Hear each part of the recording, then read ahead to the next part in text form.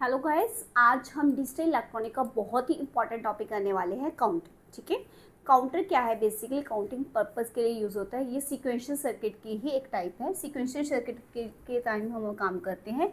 ये बेसिकली हमारे किससे बनते हैं बेटा? फ्लिप फ्लॉप से। हमने फ्लिप फ्लॉप किया है, उससे ये बनते हैं। ठीक है, इसका क्या काम होता है? काउंटिंग पर्पस के लिए। जैसे कि मान लीजिए मेरे पास एक मोड 7 काउंटर है, तो ये क्या काउंट करेगा? 0 0 0 0 0 1 0 1 0 0 1 1 1 0 0 1 0 1 1 1 0 एंड 1 1 1। उसके बाद दोबारा से ये वैल्यू रिपीट होनी स्टार्ट हो जाती है। दैट मीन्स हम पहले 0 से 7 तक जाएंगे एंड देन अगेन टू 0, क्योंकि ये बाइनरी डिजिट है। ये इसका क्या है? Decimal value. ये हमें पता है। ठीक है, तो इस पर्पस के लिए हम क्या यूज़ करते हैं? काउंटर। और अगर हम बात करें काउंटर की ओर, काउंटर हमारा फ्रीक्वेंसी डिवीज़र भी होता है। जैसे कि मान लीजिए मेरे पास एक मोड एम का काउंटर है। अभी मुझे इसको एफ फ्रीक्वेंसी दी, तो इसको डिवाइड कर देगा। फिर हमारे पास आउटपुट क्या आएगी? जो आउटपुट फ्रीक्वेंसी होगी that is F by M. तो इसको क्या कहते हैं? Frequency divider. और ये पल्स विड्थ जनरेशन, पल्स की कितनी विड्थ होगी, जितने डिवाइड हो रही है पल्स की विड्थ भी कम हो रही है, फ्रिक्वेंसी कम हो रही है, उसके लिए या वेवफॉर्म जनरेशन के लिए हम इसको यूज़ करते हैं। अब बात क्या आती है, मान लीजिए मुझे मोड 16 काउंटर बनाना है, तो मुझे कितने नंबर ऑफ फ्लिप फ्लॉप्स चाहिए? ठीक है, कितने नंबर ऑफ फ्लिप फ्लॉप्स कितने चाहिए होते हैं बेटा? ये सिंपल सी बात है। नंबर ऑफ फ्लिप फ्लॉप्स कितने होंगे? log 2 16 एंड इसकी क्या लेंगे? Ceiling value. ठीक है, अब log 16 कितना होता है? कैसे लिख सकते हैं? log 2 16 को क्या लिख सकते हैं? 2 की पावर 4, और 4 आगे आ जाएगा तो क्या बन जाएगा? log 2 1 हो जाता है। तो नंबर ऑफ फ्लिप फ्लॉप्स कितने चाहिए हमें? 4।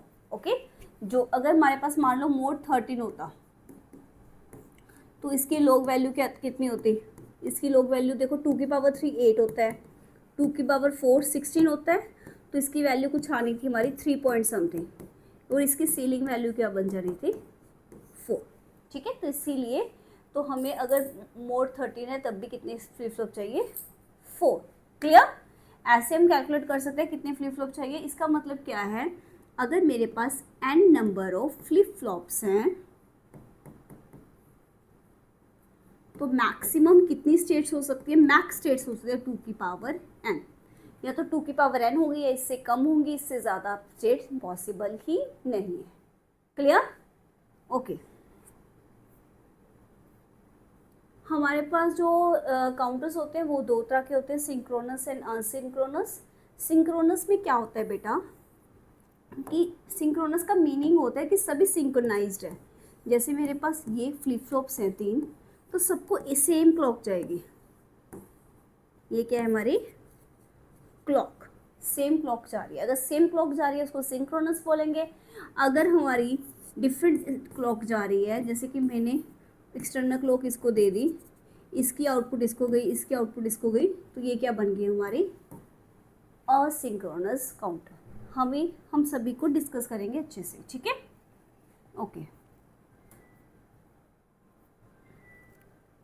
अब बात करते हैं असिंक्रोनस काउंटर को हम रिपल काउंटर भी कहते हैं। रिपल काउंटर क्यों बोलते हैं?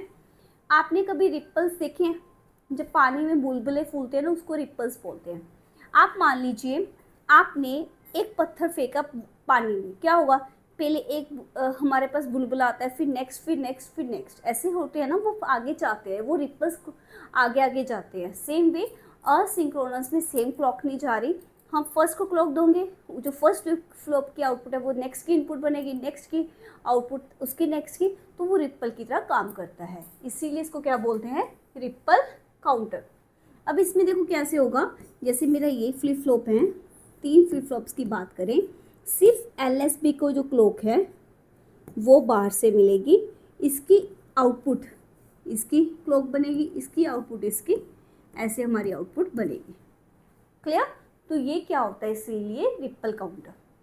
और ये हमारे दो तरह के होते हैं बेटा, ये भी असिंक्रोनस भी हमारे आगे दो तरह के होंगे। कौन कौन से बेटा? एक होंगे हमारे अप काउंटर, एक होंगे डाउन काउंटर। अप काउंटर का मीन्स क्या है कि हम अप साइड जा रहे हैं, जैसे 0 से हम 1 गए, 1 से 2 गए एंड सो। ये क्या अप। डाउन काउंटर क्या होगा कि जैसे हम पहले 7 से 6 गए, 6 से 5 गए, 5 से 4 गए एंड सो। ठीक है, तो हमारे पास दो तरह के काउंटर होते हैं, एक अप काउंटर, एक डाउन काउंटर। ठीक है, और कैसे बनाते हैं वो अभी हम देखेंगे। ये देख ओके, तो जब जैसे कि हम करते हैं अप काउंटर, अप काउंटर के लिए हम मान लीजिए हमने 3 फ्लिप फ्लॉप्स ले लिए, 1 2 3। जब क्लॉक चेंज होती है तभी हमारा फ्लिप फ्लॉप ट्रिगर करता है। ठीक है, सिर्फ इसी को हमने नेगेटिव एज ट्रिगर दिया। जब हम ऐसे देते हैं नेगेटिव एज ट्रिगर होता है, दैट मीन्स 0 पे ये ट्रिगर करेगा, 1 पे नहीं करेगा। ठीक है, ये क्या दिया हमने एक्सटर्नल क्लॉक, इसको जो इनपुट है सबको क्या है 1, और ये कौन से फ्लिप फ्लॉप होता है? T flip flop. ठीक है, इसकी जो आउटपुट है that is Q0, Q1, Q2 and this is your LSB and this is your MSB। Q2, Q1, Q0। हाँ जी, इसमें क्या होता है, जो हमारी फर्स्ट की पॉजिटिव आउटपुट है वो यहाँ पर क्लॉक का काम करती है, इस पर यहाँ पर। ठीक है, अब देखो क्या होगा। सबसे पहले 0 0 0 होगी आपकी आउटपुट, क्लॉक आई, नेगेटिव क्लॉक है ट्रिगर आई, इसको क्या कर दिया 1। हाँ जी, अब जब यहाँ पर 1 गया, साथ के साथ वो जो नई वैल्यू है वही जाती है। अब इसकी यहाँ पर क्या गया बेटा, यहाँ 1 हुई, यहाँ पर 1 गया, क्या 1 पे ट्रिगर करेगा? नहीं। रीज़न क्या है, 1 पे ट्रिगर नहीं करता negative edge trigger. Negative edge trigger किस पे ट्रिगर करता है? 0 पे, तो चेंज नहीं होगा और आगे फिर हमें देखने की नीड ही नहीं है। क्लियर? तो दोबारा क्लॉक आई, इसको तो ट्रिगर होना ही होना है 0। हाँ जी, अब यहाँ पर क्या गई 0 0 है, तो दैट मीन्स ये भी ट्रिगर कर जाएगा, इसकी वैल्यू भी क्या बन जाएगी 1। अब 1 यहाँ पर गया, 1 गया, नेगेटिव एज ट्रिगर नहीं करेगा, तो क्या बन जाएगी 0 1 0। अब थर्ड केस देखते हैं, दोबारा क्लॉक गई, इसकी वैल्यू क्या बन गई 1, यहाँ पर 1 गई, यहाँ पर 1 गई। अगर यहाँ पर 1 गई, ये कौन सा नेगेटिव एज ट्रिगर नहीं करेगा, इसकी वैल्यू 1 की 1 रह जाएगी, आगे तो फिर मूव करने की हमें नीड नहीं है। ठीक है, ऐसे ही करोगे आप तो आपका क्या बन जाएगा 1 0 0 1 0 1 1 1 0 and 1 1 1। That is your up counter. Okay, तो ऐसे आप क्या बना सकते हो अप काउंटर। अगर मुझे डाउन काउंटर बनाना होता फिर मैं क्या करती बेटा, फिर आपको सिंपल सी बात है बेटा, सेम चीज़ करनी है, लेकिन डाउन काउंटर के लिए अगर आप नेगेटिव एज ट्रिगर की ही बात कर रहे हो, अब नेगेटिव वैल्यू जाएगी आगे से। ठीक है, अब पॉजिटिव वैल्यू नहीं जाएगी, कौन सी जाएगी? Negative value. अब देखो क्या होगा, ये Q2 है, ये Q0 है, ये Q1 है, Q2 Q1 Q0 0 0 0। स्टार्टिंग 0 0 पे ही मन मान के चलते हैं, ये आई इसने चेंज करना ही करना है।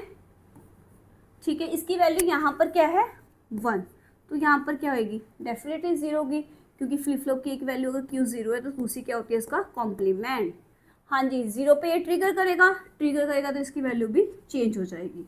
अब यहाँ पर 1 आएगी, यहाँ पर क्या आएगी 0 0 पे ट्रिगर करेगा तो इसकी वैल्यू क्या बन जाएगी 1। क्लियर?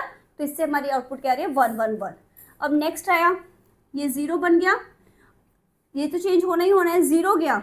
अब ध्यान से देखो, यहाँ से आउटपुट क्या है 0, तो ये 1 है, 1 है, क्या नेक्स्ट ट्रिगर करेगा? नहीं, क्योंकि ये कौन सी है नेगेटिव एज ट्रिगर, तो बाकी की आउटपुट सेम ही रह जाएगी। ठीक है, ऐसे आप दोबारा चलाओगे तो आपकी क्या बन जाएगी ऐसे।